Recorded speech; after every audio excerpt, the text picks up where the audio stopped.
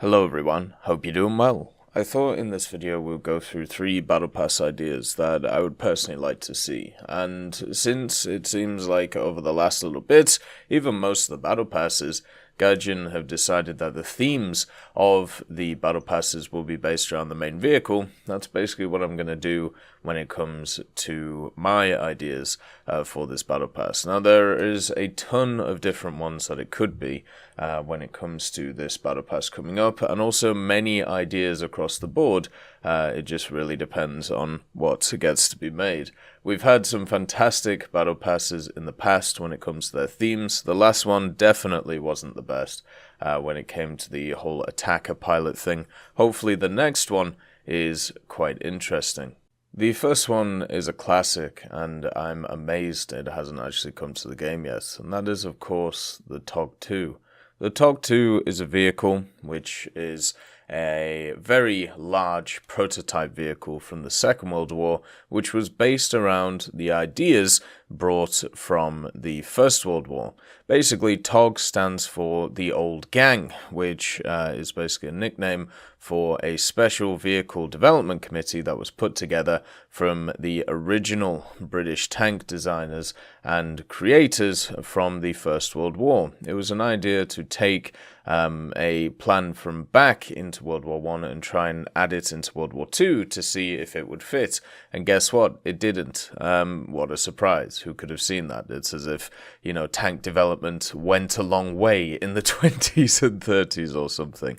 But basically, the TOG-2 is a very large machine. It is incredibly long, it is incredibly heavy, and also has access to a pretty decent armament overall.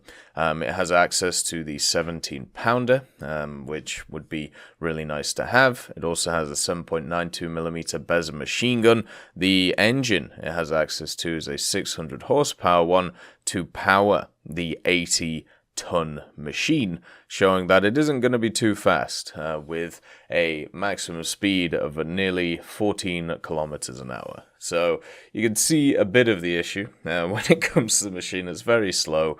The armor itself has 114 millimeters on the front and 76 millimeters on the side. So balancing this thing might be a little bit tough. The fact that it has the 17-pounder, the fact that its armor is okay. It's pretty good for around about BR 5 or 5.3, and also at the same time it doesn't really move. It's also very long, so it could easily get stuck in places and, if killed, block up passages, which would be a bit of an issue, kind of like how the mouse does when it comes to the game. But this tank fits stuff like an event or stuff like battle passes incredibly well, and the reason is because you can easily take the theme of the First World War.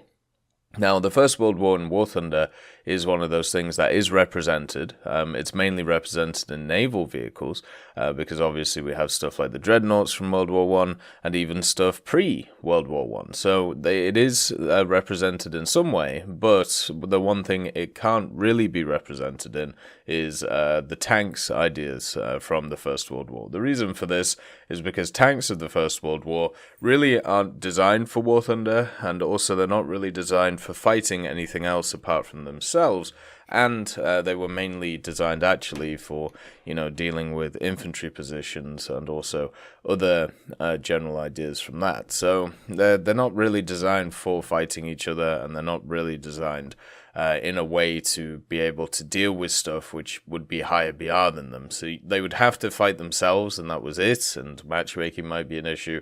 And if you start people playing, First World War tanks, they're not generally going to have a very good time.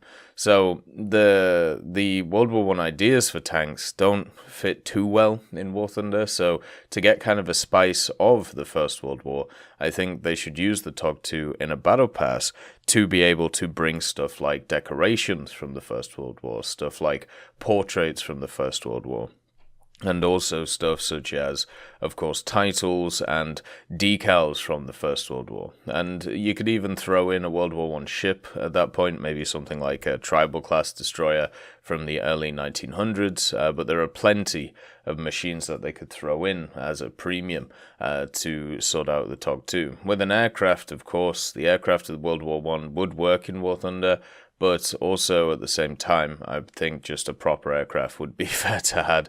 As we talked about, the theme of these battle passes only has to be for one of the specific vehicles and nothing else. So for me, I would pick the TOG-2 and just give it a World War One theme. There's a ton of history in the First World War, and a massive amount of it is not known by the average person.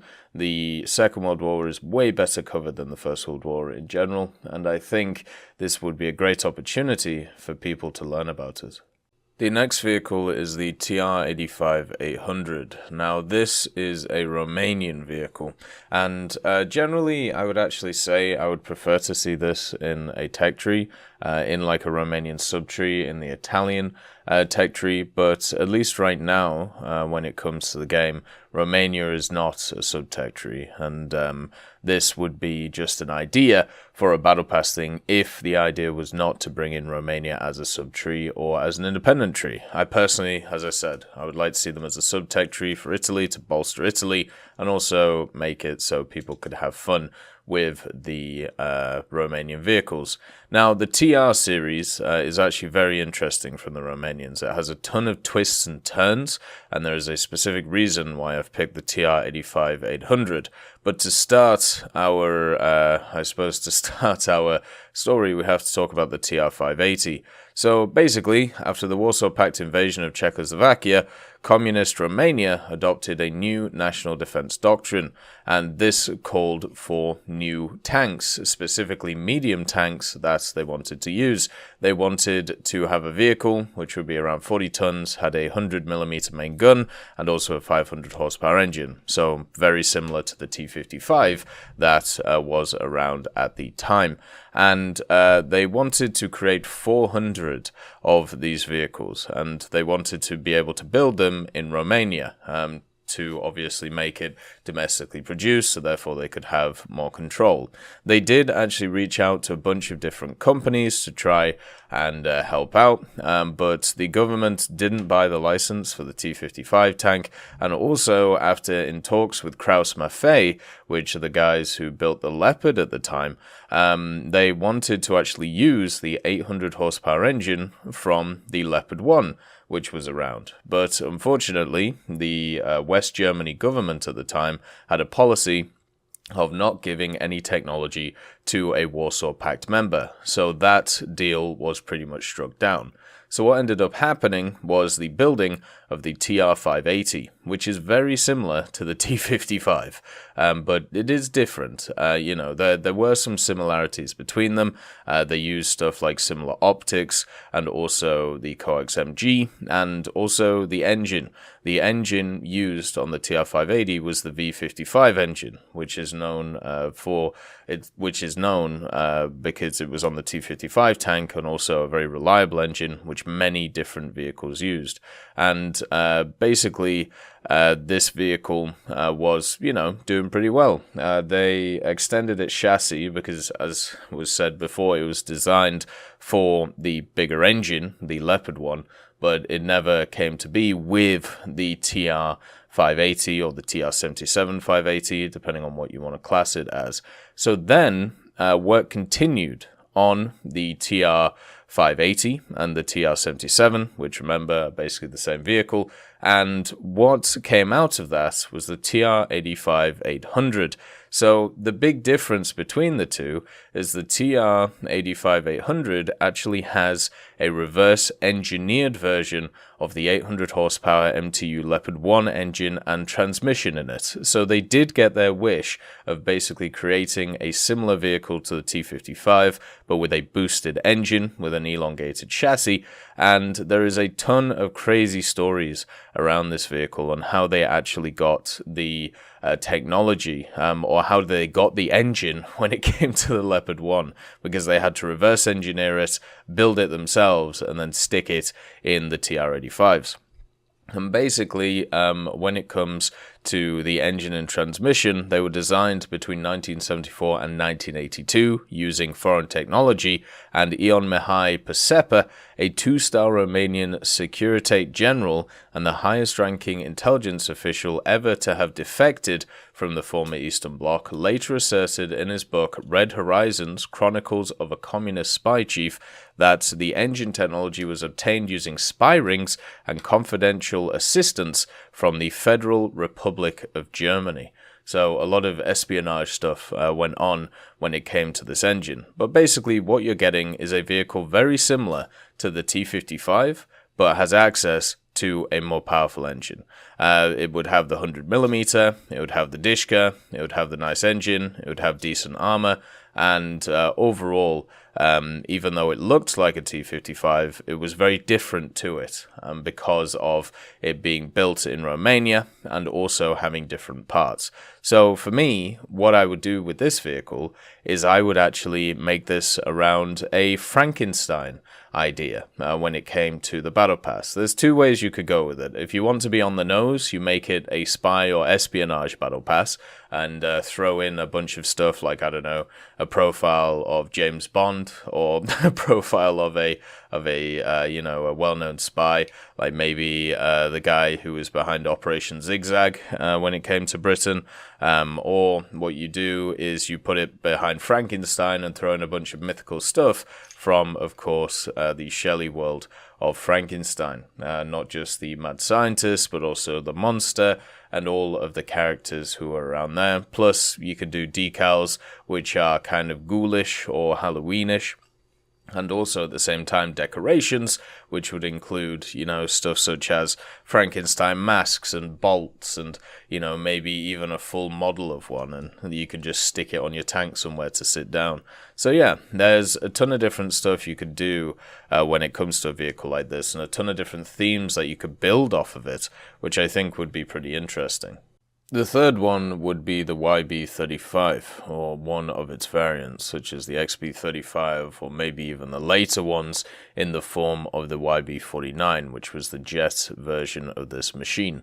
Now, the YB-35 was a heavy bomber made by the US, by Northrop, post-World War II, and it was a flying wing design, obviously very similar to other vehicles we've seen which are more modern, but also stuff like the Horton, the HO-229, which we see in the game. And the vehicle itself is very much designed as a flying wing to be able to carry as much ordnance as possible when it comes to dropping it on a target. So they might have to deal with a few issues to do with actual maximum bomb load on this thing. The YB-35 never actually entered service, but also at the same time it was really interesting in general just because of its absolute massive size and also general armament. This thing in itself had a ton of engines on it. So you basically had a bunch of Pratt & Whitney R4360, 45 Wasp Major 28 cylinder air-cooled radial piston engines. They each had 3,000 horsepower, and there was at least 4 of them on this machine. It is absolutely insane when it comes to it. The propellers themselves were 15 foot 3 inches in diameter, and all 4-bladed Hamilton standard ones. So it was originally flown also with an 8-bladed contra-rotating set of propellers, which is just nuts. But the main thing about the YB-35 is this thing could go 629 kilometers an hour at maximum speed, and also at the same time its armament is nuts. This thing had 20 50 caliber M3 Browning machine guns in 6 remotely controlled turrets and 1 tail stinger. So you can see that this vehicle could really defend itself if it needed to. It didn't have any offensive armament when it came to its guns, but it did have bombs. This thing could carry 52,000 pounds of bombs at its maximum payload. So as I said, that might need to be adjusted because that's nuts. But also at the same time, it's just kind of crazy as a machine in general. It's also a beautiful machine and doesn't really fit too well in the game. I feel like you'd have to over BR this thing to actually make it, you know, a little bit balanced in the game. We've had a lot of these types of bombers added to the game, you know, the B-29, the T-4, for example, and they never really fit too well. And this one would be another one, which if you gave it its proper bomb load, definitely wouldn't fit in the game. But I would love to see it because of its quite iconic design, and also because it didn't get the life that it, well, kind of deserved, in my opinion, when it came to its actual service history, since it was cancelled in the late 40s for other designs. Also, at the same time, for a Battle Pass edition, this could easily fit in something like an Alien Battle Pass, or even a Strategic Bomber Battle Pass. You could put in a bunch of bomber decals from Britain, from America, from other nations. You could throw in, you know, decorations from those areas, you know, maybe bombing sites, for example. That could be quite interesting. And then for profile pictures, you could obviously have all of the guys who are heads of their strategic bomber command sections in the different countries. Like there's plenty of options you could do for something like this. And also you could call it like Creeping Barrage or, you know, Rolling Thunder or something like that, you know. But the Alien thing as well, because this thing was so odd at the time that it was created. And there are a bunch of other vehicles which could take the Alien tag. You know, you've got stuff such as the M39B Libellula, which was from Britain. You also have the Flying Pancake, of course. You have many different vehicles that could take the Alien stuff on. But this one also would be seen as like a UFO nowadays if people saw it flying overhead. And definitely people would see it as an alien aircraft. So I feel like you could easily do an alien theme around it, and that would be maybe a bit more enticing for people in general. But those are three ideas that I would like to generally see for battle passes. There's a ton of ideas out there when it comes to battle passes, which is why I think they do them so regularly, because there's going to be so many different themes and so many interesting ones.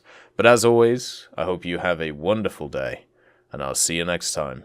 I'd just like to thank Merciless Reaper, Jerry Provolt, Mega Dino King, Professor X1718, Orange Tail, Sakoshi Tiger, Teddy, John Ryman, Universe, Eugen's Terry, Ambrosius McClellan, Daniel Stanton, Martinez, Moxie, B. Young, and Derek R., Barine, Lafouche, and Samuel Slick for supporting the channel.